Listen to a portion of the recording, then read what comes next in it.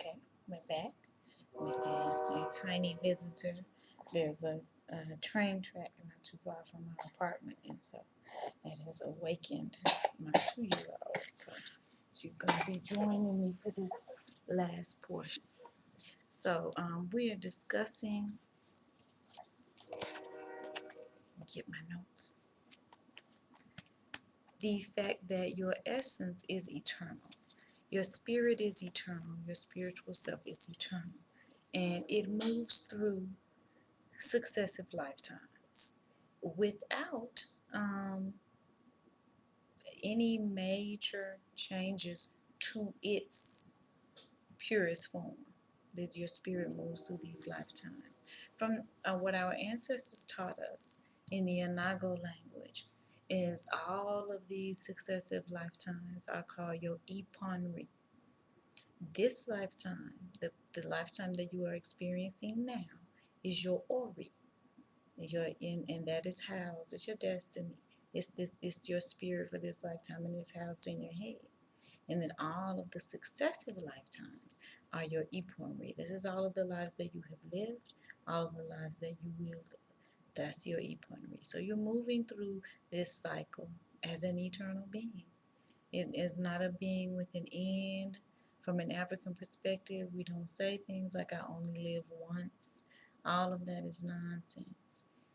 We don't concern ourselves with some sort of eternal damnation, nor do we concern ourselves with any sort of land of milk and honey at the end of life.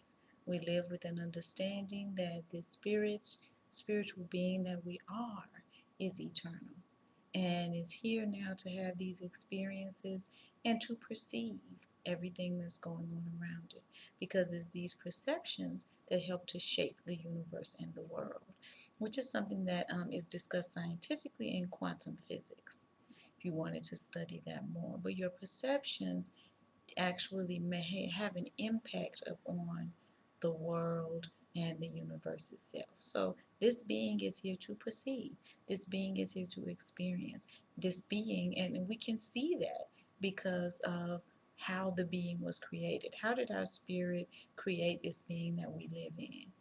It housed it in a total and complete sensory suit, if that's how you want to look at your body. So you have eyes, so you have the sense of sight, you have a nose, you have the sense of smell, you have a mouth for the sense of taste, ears, and then it's all completely housed in this skin so that you're always being touched, no matter what you're doing, sitting, standing, what, something is always touching you.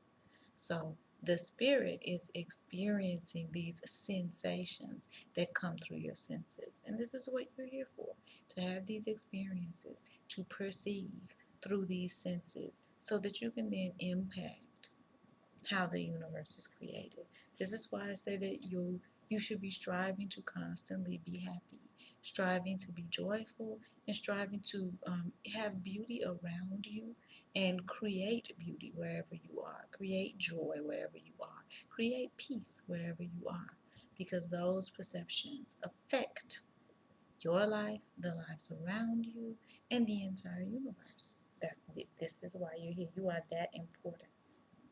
Our Iroquois brothers and sisters said that in all things, in our every deliberation, we must consider the next 7 generations. So everything that you do has that great of an impact. The next 7 generations. It's important to think of it like that. And from a Yoruba perspective, a Naga perspective, I always say that you should see yourself as having individuals tied to you. All of your future generations, the children that you've given birth to, and your grandchildren and your great grandchildren, are tied to you in the front. And all of your ancestors are tied to you in the back. See it as a rope that's actually tying these people to you, these other beings, these other humans to you. And every move that you make affects all of those people. Then on either side, you're tied to all of the people that you know who may not be related to you in a familial sense. So every move that you make affects all of those people. This is how important you are. This is how important your life is. Remember, you are one of the chosen ones. If you were not chosen, if you had not been chosen, then you wouldn't be alive. So as one of the chosen ones, this is how important your life is. You're tied to all of those individuals, and every move that you make is shifting that many people. Remember the next 7 generations, the way that our Iroquois ancestors said. So this is our ancient understanding of the earth, of the earth mother. She's omni-abundant, she's omni-giving, she is protective, she is safe. This is home. Okay? There, we should not feel unsafe on earth mother.